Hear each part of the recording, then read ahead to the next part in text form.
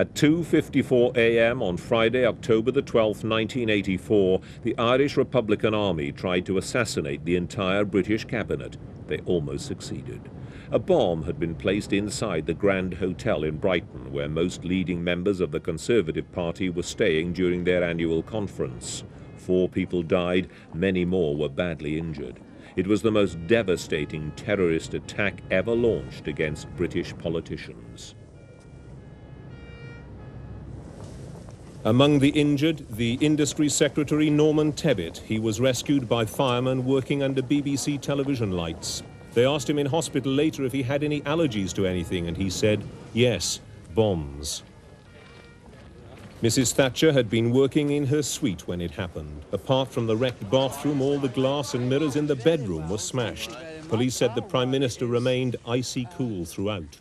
The conference began on time. The delegates, reduced in number, stood in silence for 2 minutes to honour the dead. A few hours later, Mrs. Thatcher was back in the hall for her big speech.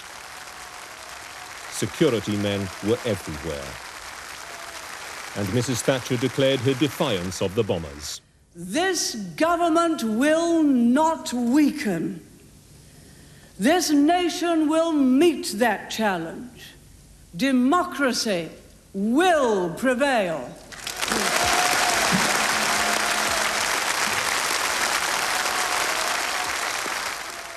Because more bombs were feared, Mrs. Thatcher and her husband were then escorted out of Brighton. They'd had a remarkable escape.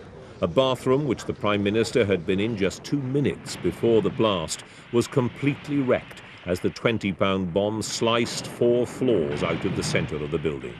In other parts of the hotel, bedrooms used by government ministers and Conservative Party officials were showered with masonry. Hours later, the IRA issued a grim warning. Today, we were unlucky, but remember, you only have to be lucky once.